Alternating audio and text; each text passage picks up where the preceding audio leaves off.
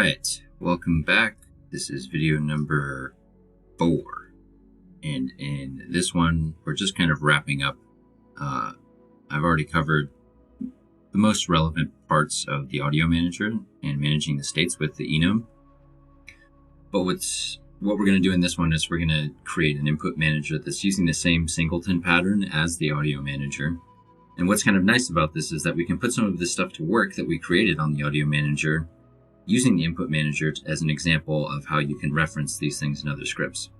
In addition, I need to set up the custom methods on the audio manager for posting events, and also go over the read-only properties that I'd set up before that allow us to see which current state we're in. So I should explain what this audio manager allows us to do. It allows us to assign whatever keys we want on the keyboard to be able to fire off our check music state and our check game state text-to-speech events that we set up, and that way we can use some audio feedback to tell us what state we're in if we forgot which music is what or what filtering state is what. You could just use something like this to debug, and the way that we're going to set it up, like I say, you can assign it to whatever buttons are most convenient for you. But for this example, I'm going to use the numbers at the top of the keyboard. 1 through 4 will change the game state. The numbers 5 through 9 will change the music state. 0 I was using to check the game state. Minus I was using to start the music. Equals I was using to stop the music. And backspace I was using to check the music state. So that's how I'm going to set it up. But like I say, the way that we create this, you can assign the keys to whatever's most convenient for you. Okay, so in Unity now, let's go ahead and in our scripts folder, let's make a new C# script and call it input manager. Now, I should preface this by saying I'm by no means someone who's very well versed in coding for gameplay systems.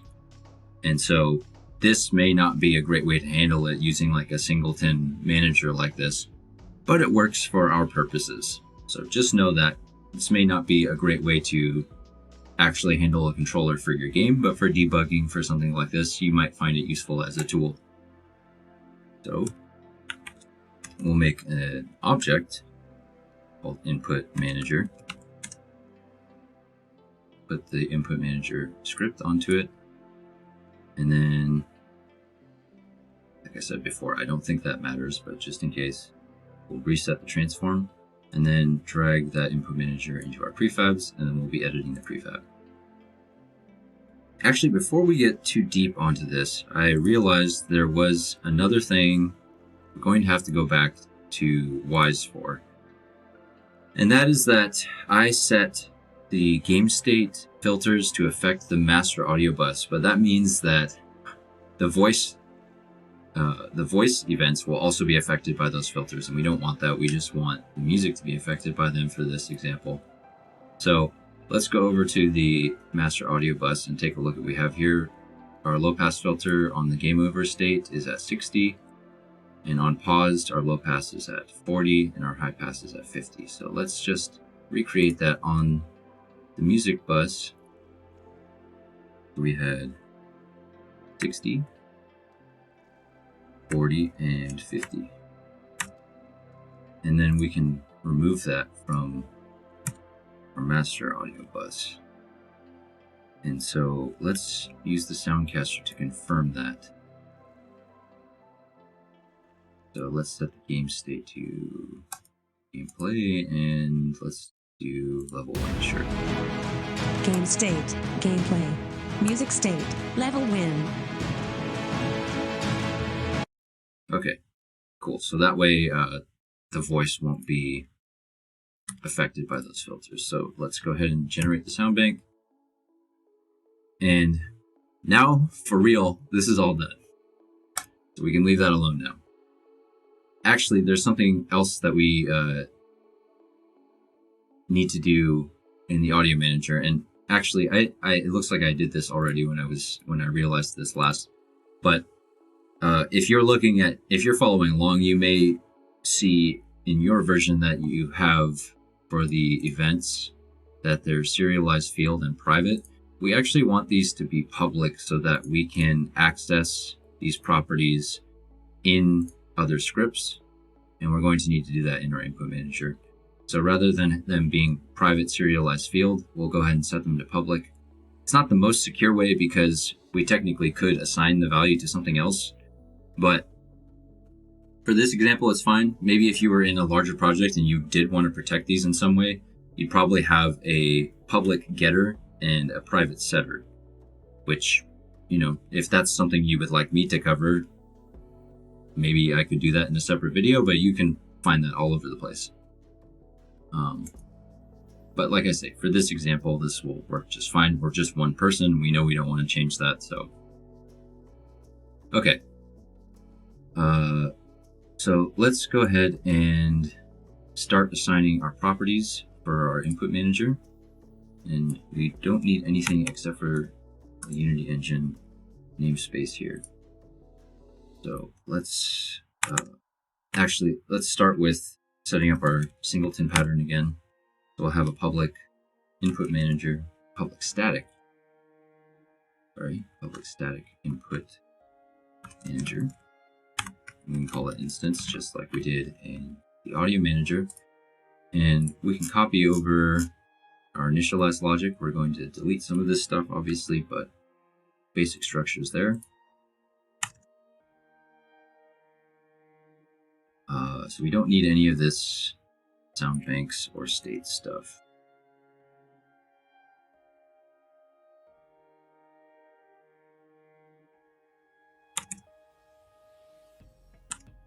We just move that to there, and we need to create the boolean for that. So private bool b is initialized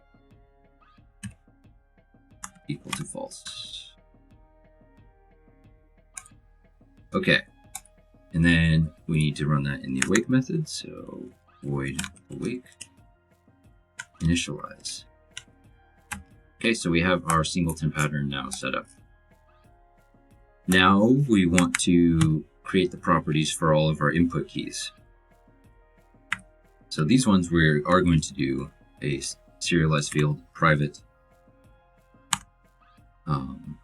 access modifier, and we're going to use Unity's input.keycode, which is also an enumeration system. And we'll call these, first we'll do check game state.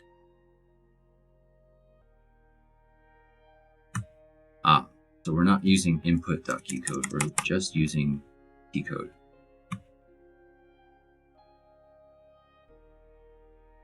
All right, so let's copy this. Let's have check music state. And while I'm thinking about this, let's put a header on these and call it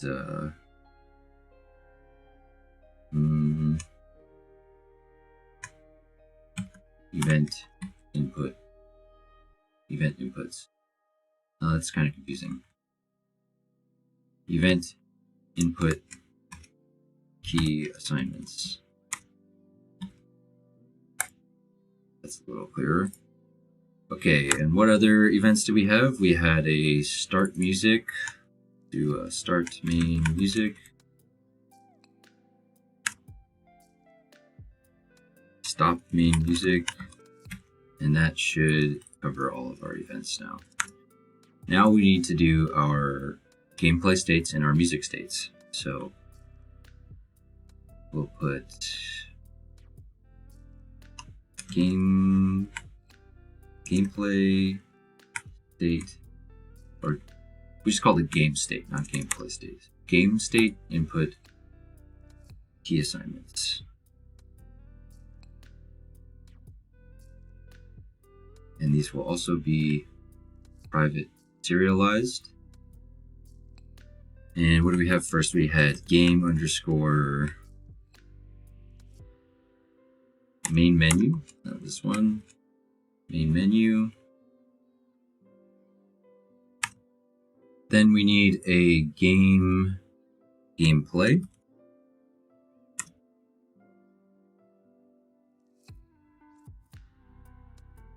We need a game over and game pause. And in case you're curious, these names do not need to match what we had set up in the audio manager, but making them at least pretty close helps us to understand what needs to be assigned to what, reduces confusion. It's up to you what you want to call them, if you want them to be called the exact same thing or not. So let's set up the music states now. So music state input key assignments. Do music underscore main menu. Music underscore, what was it? Level start. Music underscore level win.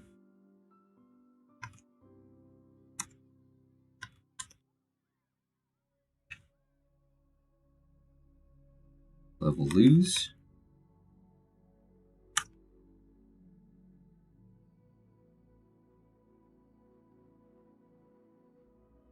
And we have game over. No, that's level lose. We already have that. We just have music pause menu. And that should be everything, right? Yes, there's 5. We got 5 there. And I'm not going to bother assigning the none keys because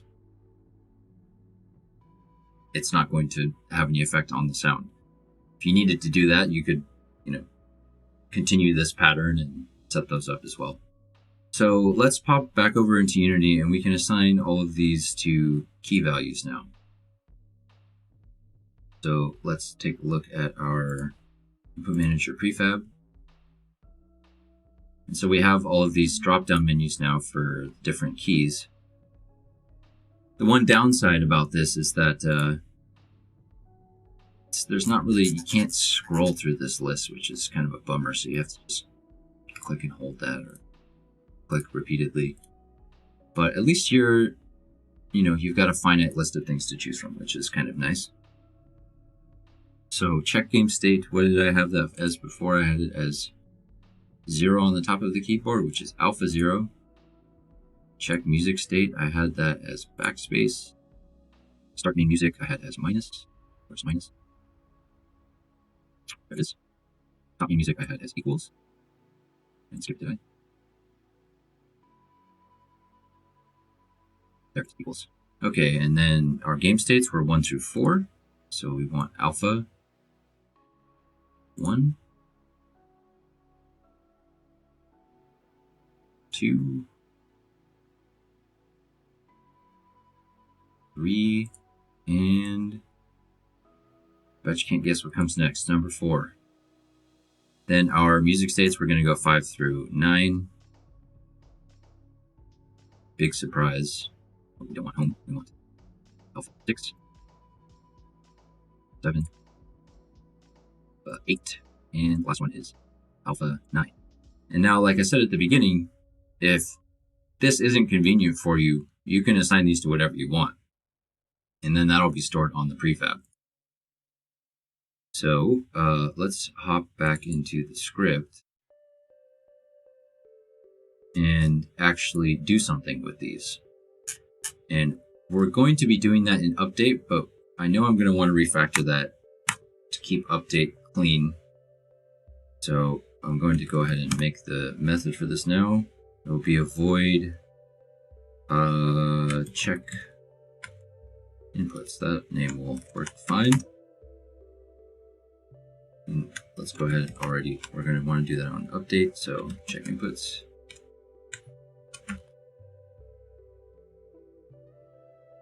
And we don't need start for anything, I don't think, so we can go ahead and get rid of that. Now, check inputs. This is going to be just a whole bunch of if statements checking if any of our inputs are the ones that we assigned.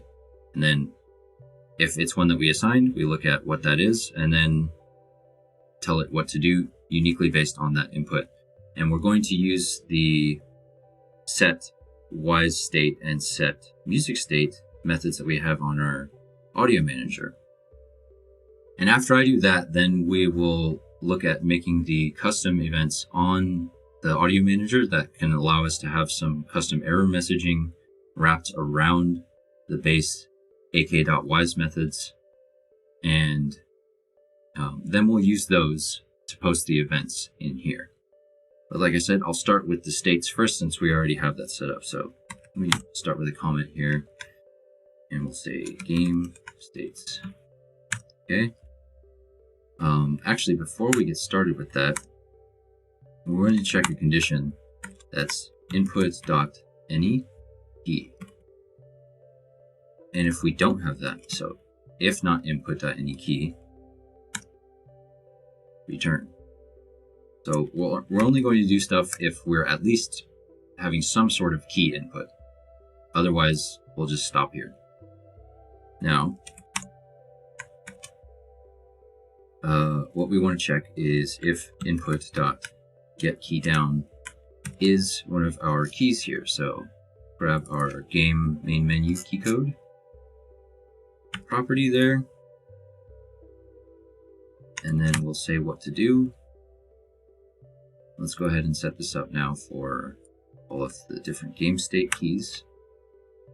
Gameplay, main game, game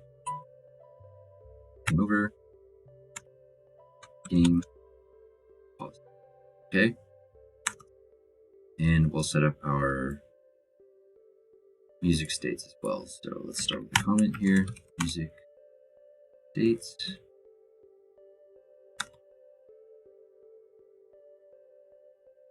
So we have music underscore main menu, music underscore level start, music underscore level win, music underscore level lose, and finally music underscore pause menu. Okay, so we have these all set up, but we're not telling them what to do yet. Here's where we'll put our state changing methods to work. So if you remember, we have these switch logic, this little switch tree set up in these. And so these are already going to be setting the state on the audio manager via the use of this public enum. So what's cool about that is we can keep all of these properties private this way because we're just passing in these values. So these can stay protected on the audio manager as private, and we can change them with these, which are basically just integers. And so we don't care about those, getting messed with in any way. So let's go ahead and we're doing our game states first. So we need a reference to our audio manager instance. We have audio manager.instance. And we want set Wwise game state, and we need to pass in an enum of type Wwise game state, Wwise game state, and we need the value, and that will be main menu here. Cool. So you can see how doing this kind of makes it all very intuitive and simple, and limits your options. So you don't have to think as much at that point. Put a bit more time investment at the beginning about setting all this system up, and then later you can kind of turn your brain off to set this up, which is nice to do sometimes, right? Especially if you're looking at code all day. So we have gameplay next, game over next, and pause last. Okay, so see, that was pretty quick. And next, oops, what am I doing here? Next, we're going to set instead the Wwise music state, and that will require us to change this enum to Wwise music state. And we want Wwise music state dot main menu.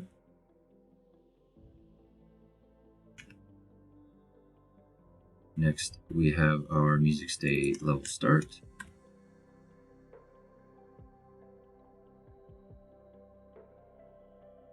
Music state level win.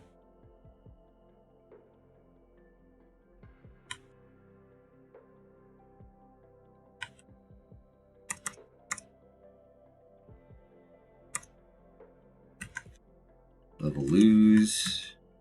And finally, pause menu. Okay. So already, I mean, I'll demo real quick. We can actually already change these music states and game states around, but we still need to set up the events for checking them with the voice. But we'll do that in a little bit.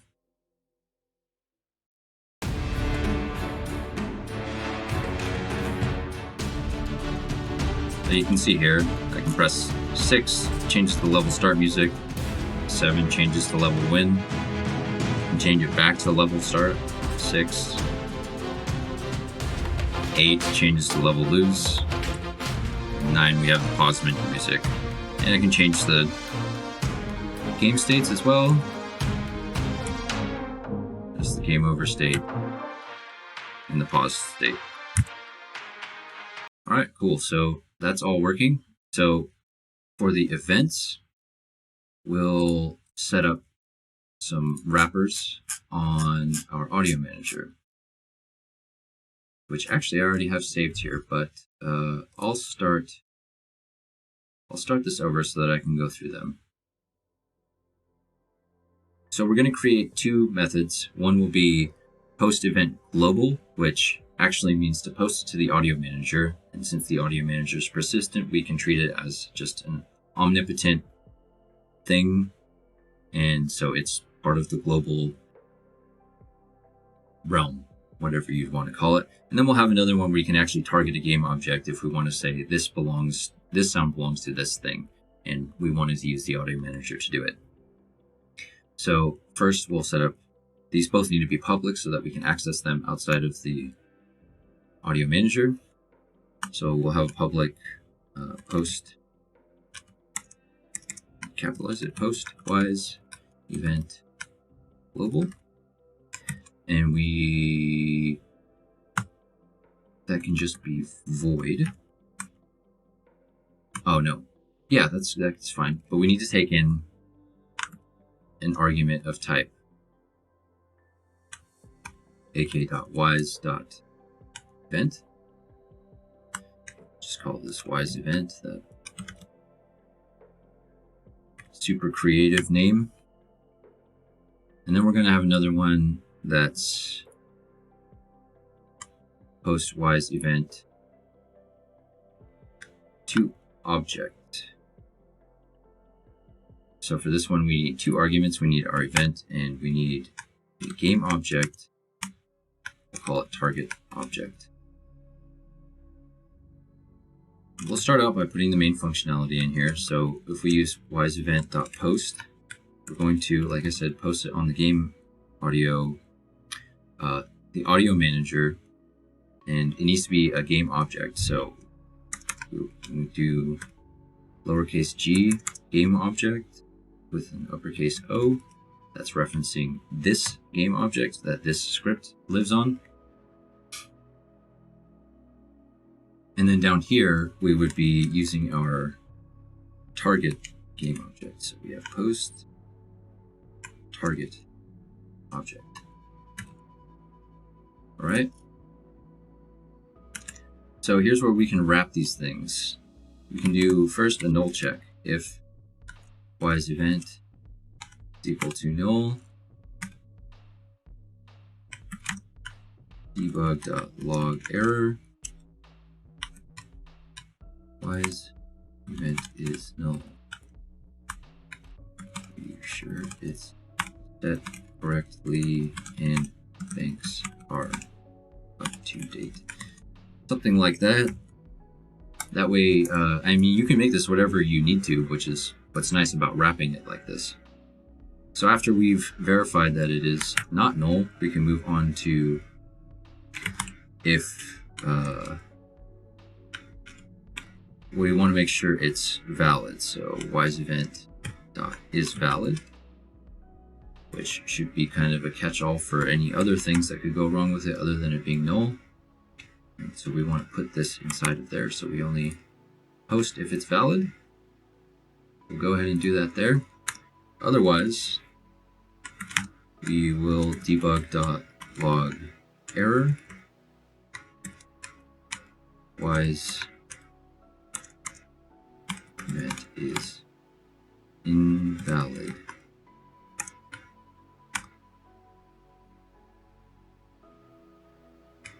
Check the audio manager.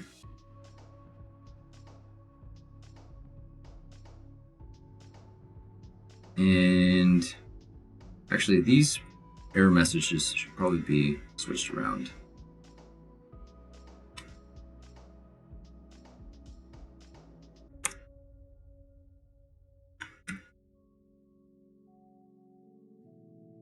The only other thing we need to add is if it's null, then we just want to return. We don't need to bother checking if it's valid if it's not there. It's already invalid by the fact that it's null.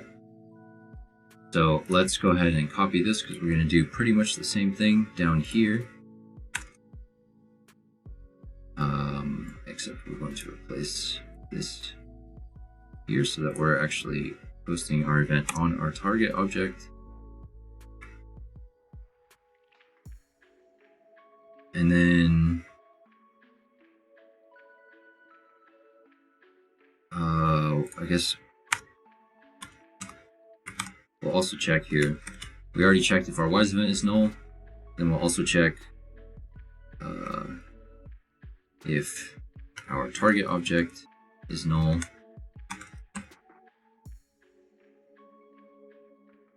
We'll post a similar error to the console log. But we'll say Wwise target game object is null.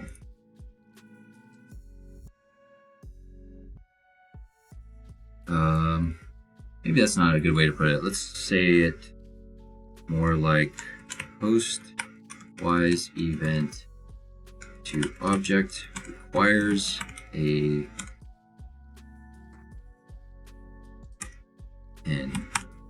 existing target object.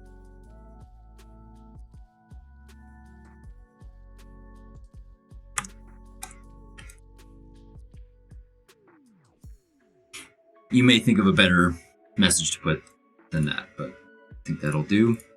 What we should do to get more specific information out of these, instead of saying Wwise event like this, we can actually find out what it is by using Wwise event dot toString, or don't we have name? Yeah, Wwise event dot name is null. That way, whatever the value is that we're passing in here, we'll get the name of it so we can be more specific about which event is having a problem. And then same thing down here, so let's just copy this.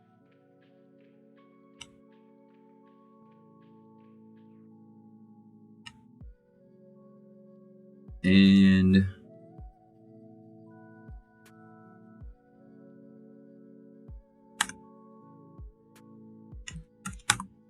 this here we'll put target object dot name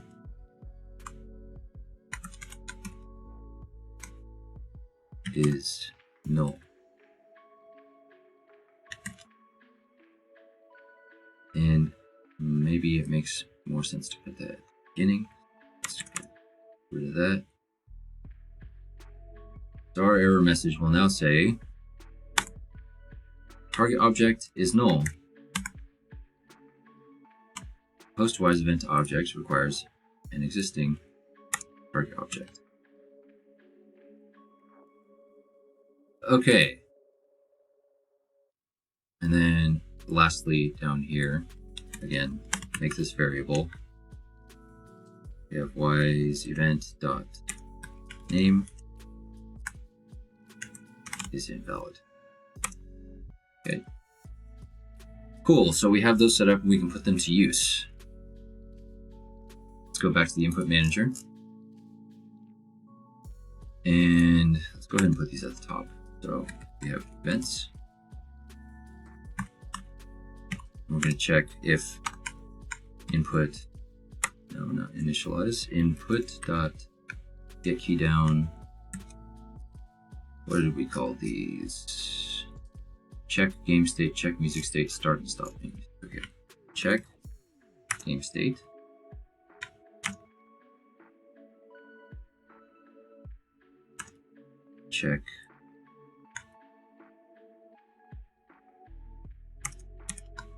Check music state.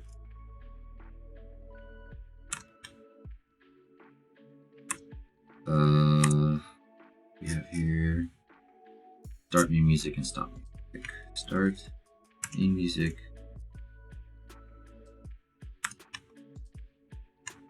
Stop main music. Okay. So now we can put these to work. We're just going to use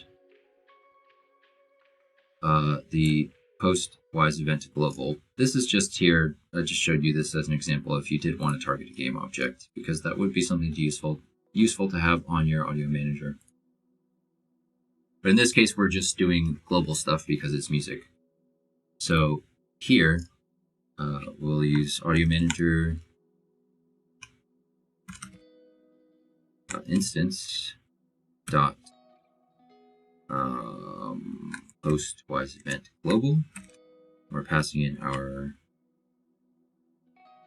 again, we need a reference to our audio manager because we're referencing a property on it, which is storing. Oh, this is why you needed to make the events public too, because we need to be able to access those properties. So we need our event from there. We have main music play. That's going in there. Copy this. Oh, actually, this was check game state, so my bad. Not main music play. We have check game state. And then down here we have check music state. So these are, again, our Wwise events that are stored in the properties of our audio manager here. Here. So again, make sure you make these public, which I didn't do the first time around. And then start main music. So let's start typing main music. Yeah, we have main music play. And lastly, oh my god, we're almost done. Main music stop. Okay, now before I get to the final demonstration of everything, I do want to cover real quick these read-only properties. And I don't know, I'm not savvy to how the inspector works with showing the GUI and everything. I literally copied these off of the internet. And so if you want to maybe take a screenshot and look at how these work, you have one script that's called readonlyattribute.cs, and it's basically empty, and it's a public class that's inheriting from property attribute. Okay, and then over here you have your read-only drawer.cs, and you need this declaration at the top that says custom property drawer type of read-only attribute, and your public class inherits from property drawer. And then you just have this one method in here. Okay, so if you want to copy that, you'll need those to be able to set up these read-only properties. Okay, so before we had these set as private, the current game state and the current music state, but what we can do now instead is set them as read-only. And So we can do read only and set it as public.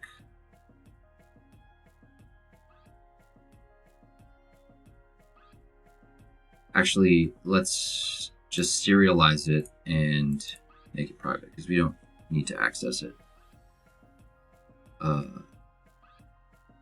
Yeah, we'll just do that.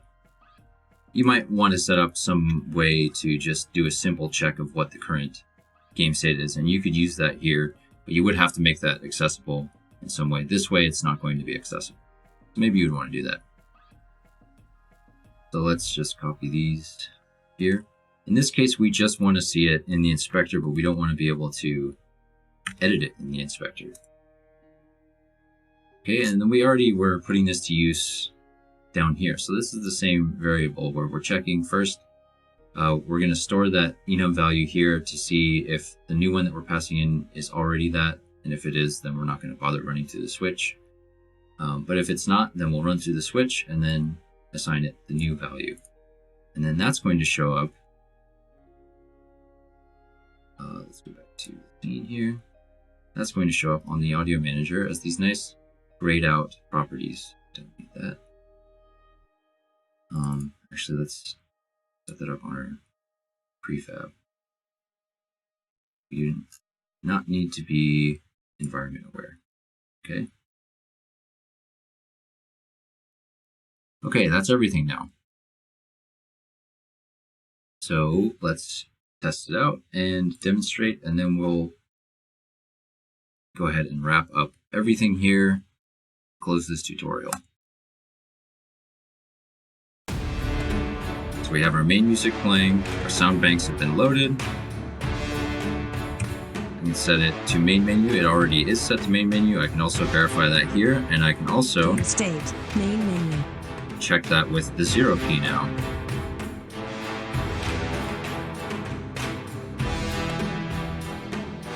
So let's go ahead and change the game state. Check it again.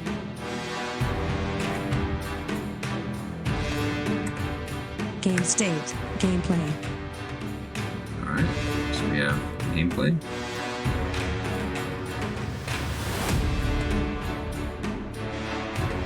Game state, game over. And again, you can see it in the read-only properties, which is pretty cool. Game state, pause. Alright, let's set this back to Game gameplay. state, gameplay. Now I can change the music. We're already at main menu. Try that. State, gameplay. Level win. Ooh, you know what? Game state, gameplay. I made a mistake. Let's look at our input manager. We have backspace there. I must have assigned the wrong. Yep. Okay, so we want to check music state. I need to make sure to reference the check music state event property on the audio manager. Okay, so let's continue from where we were on the demonstration.